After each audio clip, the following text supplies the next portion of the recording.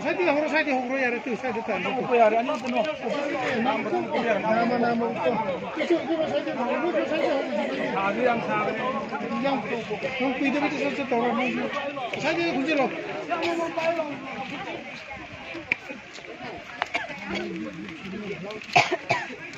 Ba dục tay garbage bag lo tu bite satya lo. Yare lagi dono mo. Nam ko to upo yare. Right to upo right. Right ka to upo. Hindi pa le bagi chore nam. 방톡 서리바시 ꯑꯗꯨꯒꯨꯝꯂꯕ liberal ꯀꯣꯂꯦꯖꯀꯤ ꯑꯣꯏꯕ ꯂꯝꯇꯨ ꯅꯥꯟꯕ ꯂꯝꯇꯨ ꯁꯦꯡꯕ ꯍꯥꯏꯕꯁꯤ ꯑꯩꯈꯣꯏ ꯃꯤꯑꯣꯏꯕꯒꯤ ꯀꯜꯆꯔꯗ ꯍꯥꯏꯕ ꯇꯥꯔꯦ ꯁꯥꯇ꯭ꯔ ꯈꯛꯇꯪ ꯀꯣꯂꯦꯖ ꯈꯛꯇꯪ ꯏꯟꯁꯇꯤꯇ꯭ꯌꯨꯠ ꯈꯛꯇꯪ ꯆꯥꯎꯈꯠꯄ ꯅꯠꯇꯕꯤꯗ ꯑꯗꯨꯒꯨꯝꯂꯕ ꯏꯟꯗꯤꯌꯥꯒꯤ ꯑꯣꯏꯕ ꯃꯥꯂꯦꯝ ꯄ꯭ꯔꯤꯊꯤꯕꯤꯒꯤ ꯑꯣꯏꯕ ꯍꯥꯏꯇꯥꯔꯦ ꯑꯁꯤꯒꯨꯝꯂꯕ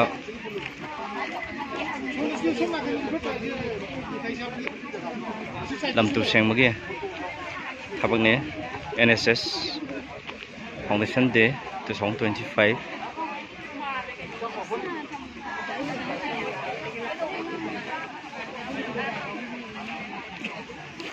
NSS ꯍꯥꯏꯕꯗꯤ ꯑꯩꯈꯣꯏ ꯅꯦꯁꯅꯦꯜ ꯁꯥꯔꯚꯤꯁ ꯁ꯭ꯀꯤꯝ ꯍꯥꯏꯖꯕꯅꯤ ꯁꯤꯒꯤ ꯃꯈꯥꯗ ꯁꯤꯒꯤ ꯃꯇꯨꯡ ꯏꯟꯅ ꯑꯗꯨꯒꯨꯝꯂꯕ ꯄꯥꯡꯊꯣꯛꯆꯔꯤꯕ ꯑꯗꯨꯒꯨꯝꯂꯕ ꯁ꯭ꯀꯤꯝ ꯑꯃꯅꯤ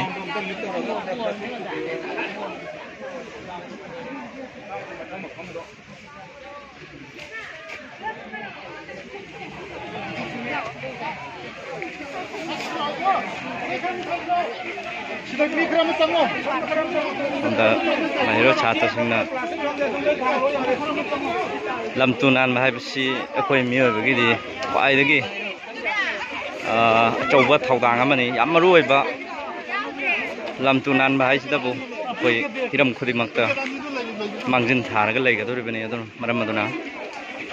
ꯑꯁꯤꯒꯨꯝꯂꯕ ꯄꯥꯡꯊꯣꯛꯂꯤꯕ ꯑꯁꯤꯒꯨꯝꯂꯕ ꯂꯝꯇꯨ ꯅꯥꯟꯕꯒꯤ ꯊꯧꯔꯝ ꯑꯁꯤ ꯂꯤꯕꯔꯦꯜ ꯀꯣꯂꯦꯖꯀꯤ ꯑꯣꯏꯕ ꯑꯗꯨꯒꯨꯝꯂꯕ ꯊꯕꯛ ꯊꯧꯔꯝ ꯑꯃꯅꯤ ꯉꯁꯤꯒꯤ ꯄꯥꯡꯊꯣꯛꯆꯔꯤꯕ ꯑꯁꯤ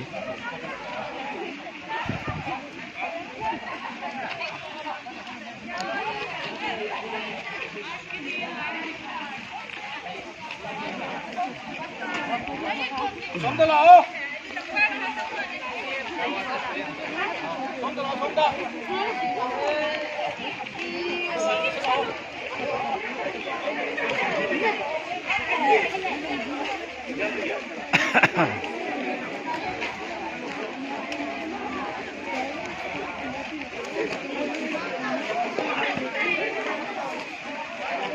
Kim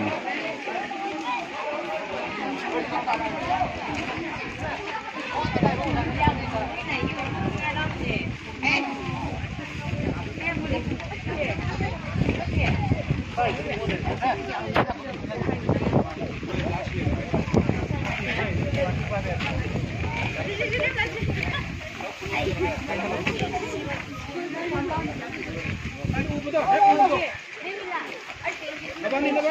sonda. Kami jemput ke sana.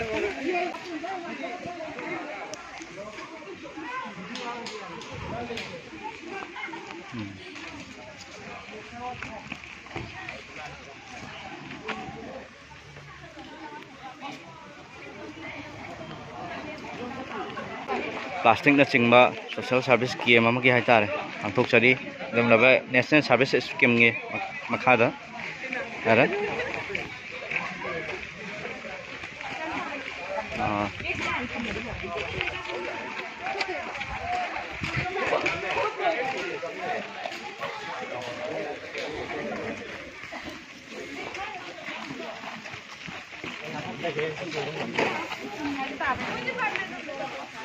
Sudah.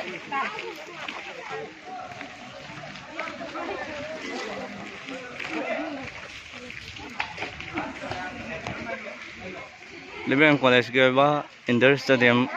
Hall है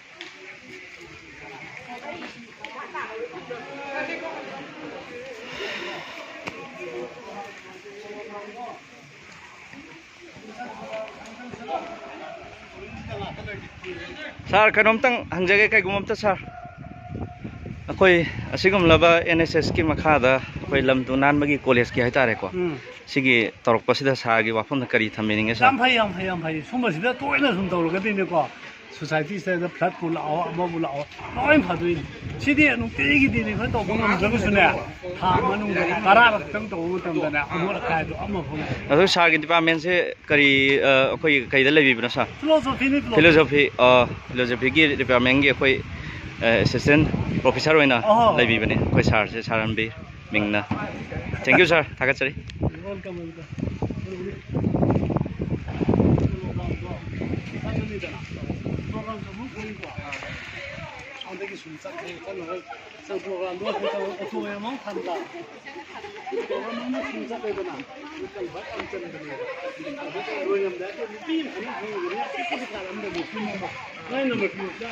ꯂꯩꯔꯤꯕ ꯗꯤꯄꯥꯔꯠꯃꯦꯟꯁꯤꯒꯤ ꯑꯀꯣꯏꯕꯁꯤ ꯂꯤꯕꯔꯦꯜ ꯀꯣꯂꯦꯖꯀꯤ ꯑꯣꯏꯕ ꯍꯥꯏꯇꯥꯔꯦ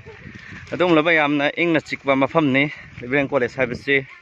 ꯑꯩꯈꯣꯏ ꯎ ꯋꯥ ꯄꯥꯟꯕꯤ ꯎꯄꯥꯟ ꯋꯥꯄꯥꯟ ꯍꯥꯏꯗꯤ ꯌꯣꯛꯈꯠꯇꯨꯅ ꯊꯝꯂꯤꯕ ꯑꯗꯨꯒꯨꯝꯂꯕ ꯀꯣꯂꯦꯖ ꯑꯃꯅꯤ ꯃꯅꯤꯄꯨꯔꯒꯤ ꯑꯣꯏꯅ ꯂꯤꯕꯔꯦꯜ ꯀꯣꯂꯦꯖꯁꯤꯁꯨ ꯑꯗꯨꯝ ꯃꯃꯤꯡ ꯂꯩꯔꯕ ꯀꯣꯂꯦꯖ ꯑꯃꯅꯤ ꯑꯗꯨꯅ ꯁꯤ ꯎꯄꯥꯟ ꯋꯥꯄꯥꯟꯁꯤꯡꯁꯤ ꯌꯣꯛꯈꯠꯄ ꯍꯥꯏꯁꯤꯅ ꯑꯩꯈꯣꯏꯒꯤ ꯃꯥꯂꯦꯝꯁꯤꯗꯗꯤ ꯑꯏꯪ ꯑꯁꯥꯁꯤ ꯑꯗꯨꯛꯀꯤ ꯃꯇꯤꯛ ꯁꯥꯐꯒꯗꯧꯔꯤꯕꯅꯤ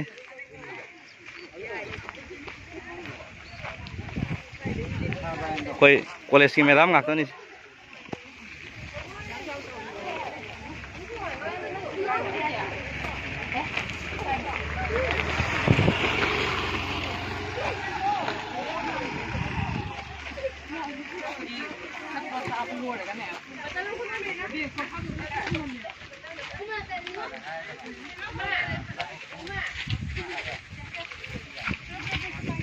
ꯅꯨꯡꯁꯥꯁꯨ ꯁꯥꯕꯅꯤꯅ ꯑꯗꯨꯝ ꯋꯥꯅꯔꯦ ꯍꯥꯏꯕ ꯇꯥꯔꯦ ꯑꯗꯨꯝ ꯃꯍꯩꯔꯣꯏ ꯁꯥꯇ꯭ꯔꯁꯤꯡ ꯑꯩꯈꯣꯏ ꯂꯣꯏꯅꯃꯛ ꯍꯥꯏꯇꯥꯔꯦ ꯑꯣꯖꯥꯁꯤꯡ ꯂꯣꯏꯅ ꯋꯥꯅꯔꯦ ꯇꯧꯕꯇꯕꯨ ꯀꯣꯂꯦꯖꯀꯤꯗꯃꯛꯇꯅꯤ ꯂꯩꯔꯤꯕ ꯀ꯭ꯂꯥꯏꯃꯦꯠ ꯑꯁꯤꯕꯨ ꯐꯍꯟꯕꯗ ꯍꯥꯏꯕ ꯇꯥꯔꯦ ꯁꯤꯁꯨ ꯌꯥꯝꯅ ꯃꯔꯨꯑꯣꯏꯕ ꯑꯗꯒꯤꯗꯤ ꯄꯣꯂꯨꯁꯟꯅꯁꯨ ꯌꯥꯝꯅ ꯄ꯭ꯔꯣꯕ꯭ꯂꯦꯝ ꯑꯣꯏꯔꯛꯀꯗꯕ ꯃꯔꯨꯑꯣꯏꯕ ꯊꯕꯛ ꯊꯧꯔꯝꯁꯤ ꯀꯣꯂꯦꯖ ꯑꯁꯤꯒꯤ ꯄ꯭ꯔꯤꯟꯁꯤꯄꯥꯜ ꯑꯃꯁꯨꯡ ꯚꯥꯏꯁ ꯄ꯭ꯔꯤꯟꯁꯤꯄꯥꯜ ꯑꯣꯖꯥꯁꯤꯡꯅ ꯂꯨꯆꯤꯡꯕꯤꯗꯨꯅ ꯑꯁꯤꯒꯨꯝꯂꯕ NSS ꯍꯥꯏꯕꯗꯤ ꯅꯦꯁꯅꯦꯜ ꯁꯥꯔꯚꯤꯁ ꯁ꯭ꯀꯤꯝꯒꯤ ꯃꯈꯥꯗ ꯄꯥꯡꯊꯣꯛꯂꯤꯕ ꯑꯗꯨꯒꯨꯝꯂꯕ ꯄ꯭ꯂꯥꯁꯇꯤꯛꯅꯆꯤꯡꯕ ꯑꯗꯒꯤꯗꯤ ꯐꯠꯇ ꯍꯥꯎꯊꯤꯅꯆꯤꯡꯕꯁꯤꯡꯁꯦ ꯑꯩꯈꯣꯏ ꯁꯣꯁꯤꯌꯦꯜ ꯁꯥꯔꯚꯤꯁ ꯇꯧꯔꯤ ꯍꯥꯏꯕ ꯇꯥꯔꯦ ꯃꯔꯝ ꯑꯗꯨꯅ ꯂꯤꯕꯔꯦꯜ ꯀꯣꯂꯦꯖꯀꯤ ꯊꯥꯡꯖꯤꯡ ꯕ꯭ꯂꯣꯛ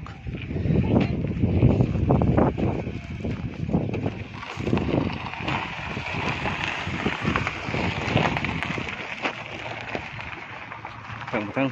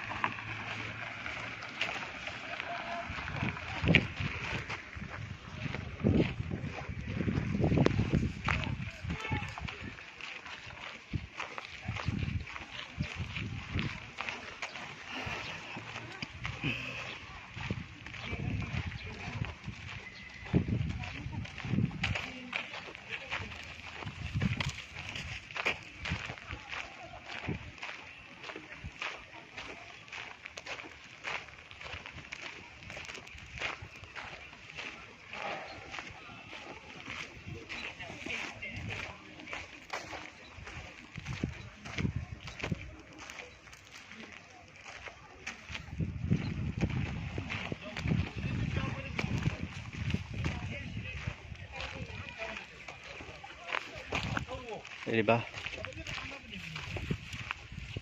ꯀꯣꯂꯦꯖ ꯑꯁꯤꯒꯤ ꯑꯩꯈꯣꯏ ꯃꯍꯩꯔꯣꯏ ꯏꯆꯤꯟꯅꯥꯎꯁꯤꯡꯁꯤꯅ ꯏꯆꯟꯁꯤꯡꯁꯤꯅ ꯃꯌꯥꯝꯁꯤꯅ ꯑꯩꯈꯣꯏ ꯑꯣꯖꯥꯁꯤꯡꯒ ꯂꯣꯏꯅꯅ ꯄꯨꯟꯅ ꯑꯗꯨꯝꯂꯕ ꯄ꯭ꯂꯥꯁꯇꯤꯛꯅꯆꯤꯡꯕ ꯁꯣꯁꯤꯌꯦꯜ ꯁꯥꯔꯚꯤꯁꯀꯤ ꯀꯦꯝ ꯑꯁꯤꯕꯨ ꯄꯥꯡꯊꯣꯛꯂꯤꯕꯅꯤ ꯑꯗꯨꯝꯂꯕ NSSꯒꯤ ꯅꯦꯁꯅꯦꯜ ꯁꯥꯔꯚꯤꯁ ꯁ꯭ꯀꯤꯝꯒꯤ ꯃꯈꯥꯗ ꯄꯥꯡꯊꯣꯛꯂꯤꯕ ꯑꯗꯨꯝꯂꯕ ꯄ꯭ꯔꯣꯒ꯭ꯔꯥꯝ ꯑꯃꯅꯤ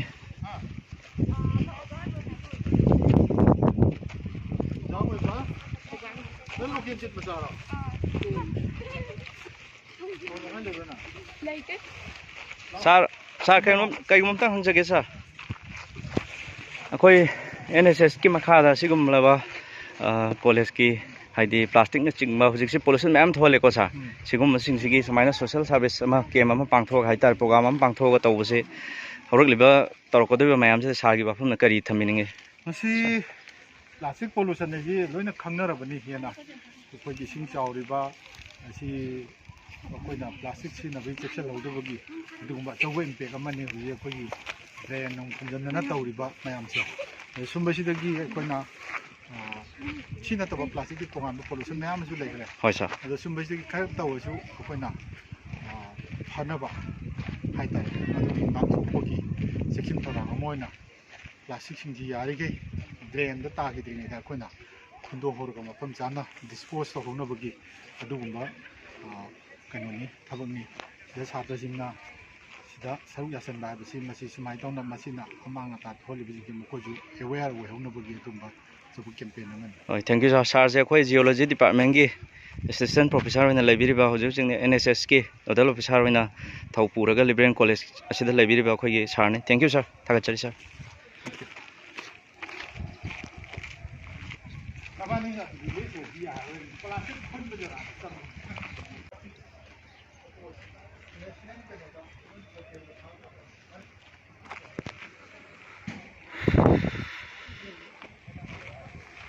कोई ना चलो रे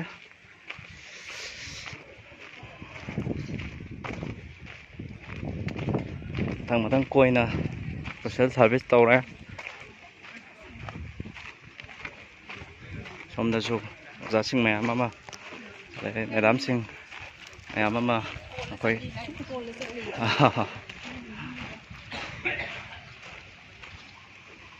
class tàu su yauri madam mới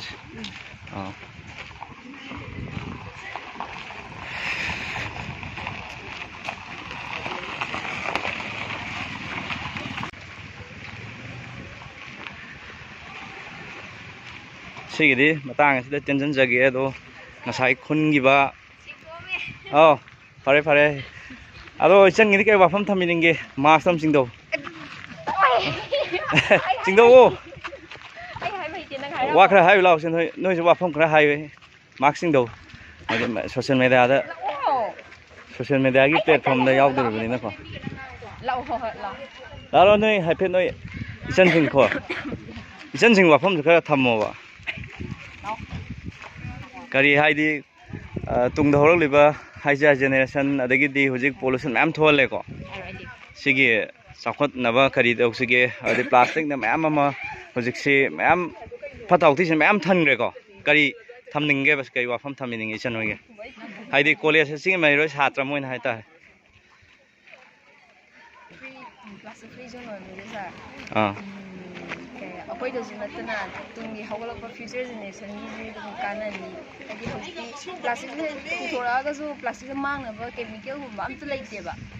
alna plastic se ko na mafam sana sizinaraga su mafam sana hutopudo si haila sanjarage ado chen je kari semester na kano science na lebra asta BCom third semester ko thaga chari chan ngeming doli ko thank you